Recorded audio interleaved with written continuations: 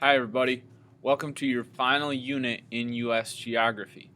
Now, just because this is the final unit doesn't mean that the class is going to be over yet, but this is the final region anyway that we're going to be talking about before we get to some of your end of marking period projects. So this week we are going to be talking about the Pacific West region. So that is the region that is going to be the furthest west in the United States and also the one that touches the Pacific Ocean, hence the name the Pacific West.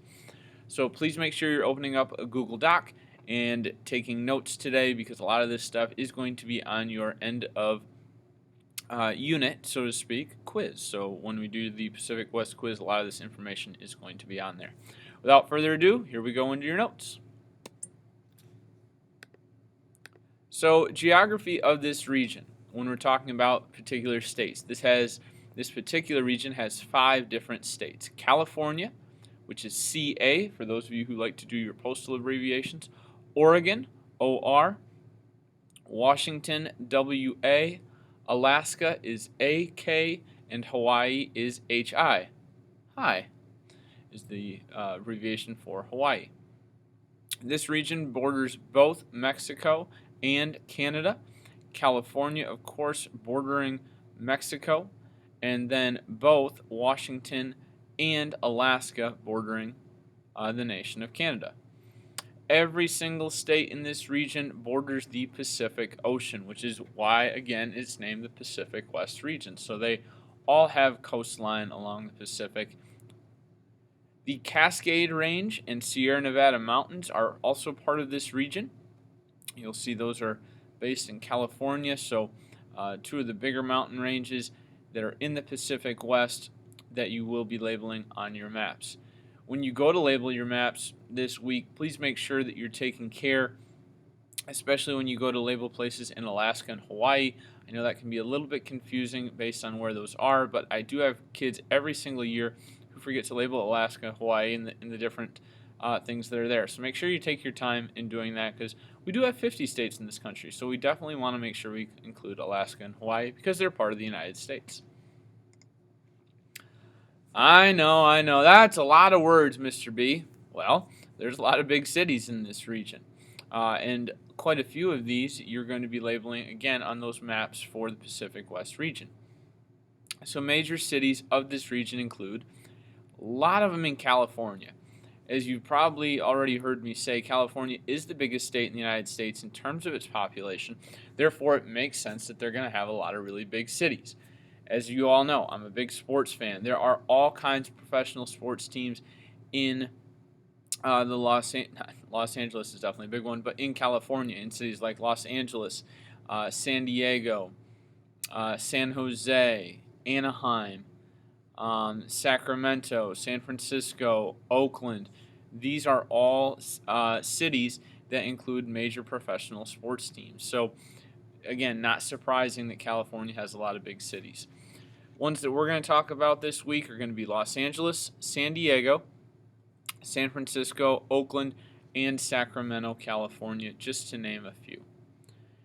Biggest city in Oregon is going to be Portland. Those of you who like Nike products or Nike shoes, Portland, Oregon is basically the headquarters of Nike International. Seattle, Washington, the biggest city in the state of Washington, definitely one of the more well-known Pacific West cities. Honolulu, which is the capital of Hawaii and also the biggest city. And then Anchorage, Alaska, being the biggest city in the state of Alaska.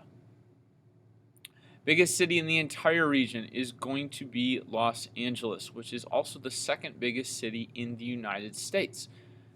So only trailing New York, Los Angeles or LA is another one of the biggest cities in our country. In fact, my first time ever flying on an airplane, I actually flew out of Los Angeles International Airport, which I will tell you was quite a big deal for a guy who spent most of his life living in Stanton and then going into the second biggest city in the United States and flying by yourself. I was a little concerned even at 21 years old. I didn't know what I was doing, but hey, I did successfully get on the plane and I'm still here today, so it worked out okay for me. Because of the size and the population of California, this state does have the biggest number of big cities, as we've mentioned, And Seattle, really known for being one of the rainiest cities in the United States. In fact, their baseball team, professional baseball team, the Seattle Mariners, actually has a dome on their stadium, so in case it rains, they're still able to play games. So kind of makes sense that they would do that. Heading to your next slide. Let's talk a little bit about the climate. The climate in this region of the Pacific West is vastly, vastly different, and it really depends where you are.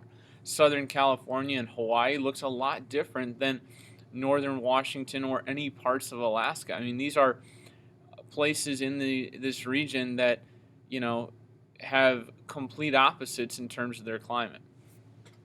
On one side of it, Hawaii, which you see pictured here, has a very tropical climate year-round because of how close it is to the equator. Of all 50 states, Hawaii is the furthest south, and so obviously it's going to have pretty nice weather. Alaska, on the other hand, of course, is our farthest north state of the United States, and it's fairly cold really for the majority of the year.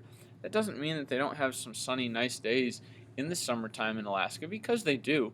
However, this picture on the bottom is also kind of what a lot of us think about when we discuss or talk about or learn about Alaska, is these glaciers, this snow, kind of this tundra area. Southern California has a climate that's very similar to Mexico because of how close it is to Mexico, kind of comparable to like Arizona or Florida type weather, just with how nice it is typically in warm temperatures. And then the state of Washington has a climate really similar to Michigan. They're about as far north as we are. They obviously have some impact from the Pacific Ocean like we do from the Great Lakes in terms of their weather and their climate. So Washington State and Michigan, definitely a lot in common in terms of our climate. Oregon, probably more about like Indiana, Ohio, maybe the southern parts of Michigan. So again, fairly similar climates for at least a couple of those states that we talk about. Some history of the Pacific West region. December 7th, 1941, if you've ever watched the movie Pearl Harbor, which is, by the way, a great movie if you ever have the chance to watch it. Pearl Harbor is something you're going to talk about and learn a ton about in your 9th grade U.S. history class.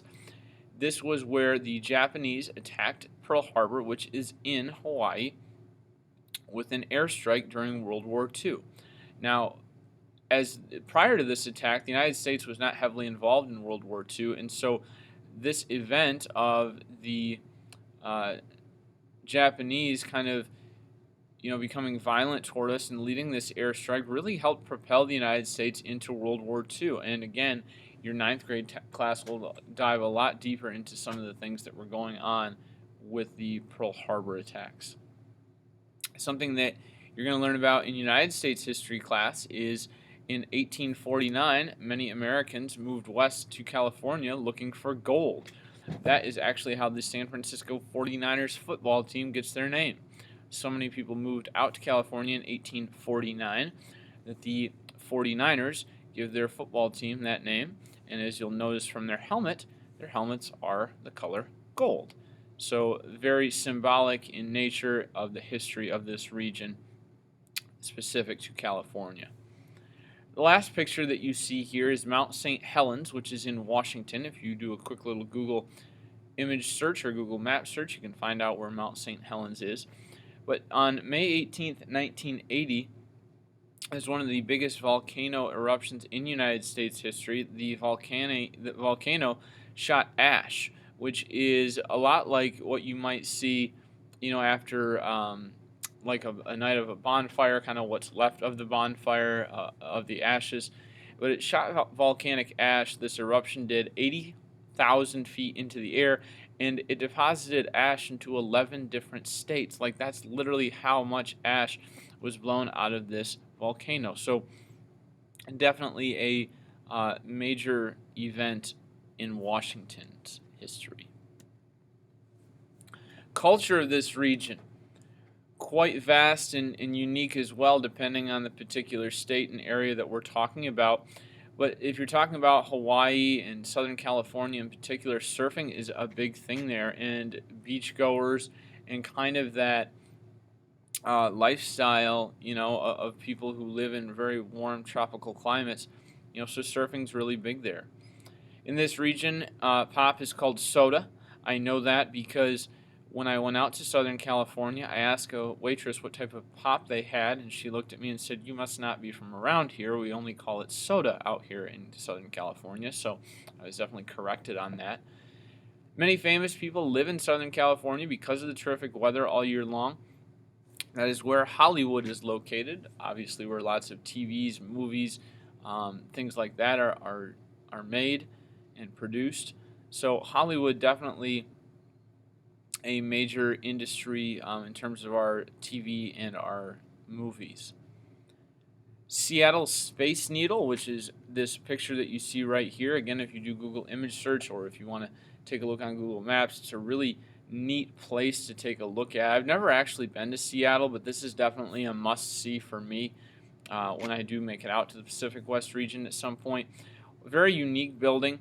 They call it the Space Needle because it almost looks like this little spaceship with kind of a needle point on top of it. What's neat is that, from what I've been told, the Space Needle actually spins, and I think you can actually look up YouTube videos with this, and it kind of spins on its axis around like this, and then there's actually a restaurant up there. So one of my bucket list things I'd like to do if I ever get out to Seattle is to sit in a restaurant and basically watch the city of Seattle go around from this Space Needle. I think that would be a really unique story and kind of a fun experience. California lifestyle is often known as being kind of ahead of the rest of the country. This is where Silicon Valley is located, where a lot of our computers and technology is produced. Think of like Apple and Microsoft. Silicon Valley in California is kind of where a lot of those types of things happen. So oftentimes in some ways, whether it's electronics or whether it's fashion sense, things like that, they tend to be a little bit ahead of the other country in producing, some trends that we see throughout the United States. Alaska is kind of an outlier to this area because it's so much different. It's much more rugged. It's much colder there, much more wilderness. Alaska, think more of like the Upper Peninsula or, kind of a desolate, meaning like not many people live there sort of an area. So definitely a lot different in comparison to like your California in terms of their culture. Interesting facts about this region. Washington actually produces more apples than any other state in the United States, which includes Michigan. Michigan, I believe, is like second or third in apple production, but Washington State is where a lot of these apples are produced. I mentioned to you that Washington and Michigan have very similar climates, so that shouldn't be all that surprising. In fact, the Washington and Washington State football teams every year literally play for a trophy called the Apple Cup. Bunch of dudes trying to tackle one another for a giant trophy of an apple. You got me. The Iditarod sled dog race takes place each year in Alaska as well. This is the world's most famous sled dog race. Definitely, if you're a winter sports enthusiast, this is kind of a neat thing that Alaska itself is known for. Alaska and Hawaii, of course, were the last two states admitted to the Union. In other words, we were at 48 states, then we add Alaska and then Hawaii to become the 49th and 50th states. It was actually 47 years after we admitted Arizona as the 48th state. So for many years in the United States, like when my dad was growing up, there were only 48 states. And so that was kind of a big deal in the 1950s when those two states were added. California has the largest population of any state in the country. It is actually 3.5 times bigger than the state of Michigan. Again, if we've talked about, especially in United States history class, the Electoral College, California has more electoral votes than any other state. And again, 3.5 times bigger than Michigan. So Michigan's actually a pretty big state in terms of our population. So for California to have 3.5 times as many, that gives you just an idea of how really big California is. Portland, Oregon is nicknamed the Rose City because the rose is the city flower within Portland. And the climate is also very conducive to growing roses. In fact, the Portland Trailblazers, which are the professional basketball team in Portland, their stadium is actually called the Rose Garden. You can see it pictured right there, but definitely a big piece of Portland culture and Portland history is the roses that are easily grown there. Your final slide for today. Thanks for staying with me and doing a great job with your notes. Again, a lot of this stuff is going to be things I'll be asking you about on your quiz, so definitely an awesome job that you're writing this stuff down. Interesting places, and again, feel free to check any of these out on Google Classroom, or if you want to send me out there on a trip as a thank you for being your teacher, I'm okay with that. I don't see it happening, but hey, I wouldn't refuse it. Hawaiian Islands, Maui, Hawaii, Lana, and Oahu. So there are a bunch of different Hawaiian islands, but those are some of the more famous ones. Alaska, as I mentioned, with their wilderness. My mom actually went on a mission trip with her church several years ago to Alaska. She got to walk on a glacier, and she got to see all sorts of neat things. She went in the summertime, and some of you may know, at times during the year, Alaska experiences 24 hours of darkness or 24 hours of light, and she said it was really difficult to sleep because there was so little, there was such a small amount of time where there wasn't any sunlight. So you can imagine that would make sleeping rather difficult. San Francisco, California, home of the world, one of the world's most famous bridges, the Golden Gate Bridge. If any of you have ever watched the old show, I know I'm dating myself by saying this, but Full House, or maybe the newer one, Fuller House, the Golden Gate Bridge is a mainstay on the intro into the show, kind of the theme song, so to speak. So Golden Gate Bridge, definitely a famous piece of Americana in terms of a lot of people in the United States kind of know where that is. Crater Lake National Park in Oregon is one of the deepest lakes in the entire world. In fact, it's the 7th deepest lake in the entire world. So, that Crater Lake definitely has an appropriate name. And then lastly, if you're someone who likes animals, if you're somebody who likes going to zoos, one of the most famous zoos in the entire world is actually located in the Pacific West region in San Diego. So the San Diego Zoo, definitely a major tourist place that many people enjoy visiting. If you have questions about any of this stuff, make sure you let me know. Again, feel free to take a look at a lot of these different places on Google Earth, and make sure you have pretty good notes that will prepare you for your end of unit quiz. Have a great rest of your day. Let me know if you have any questions. See ya.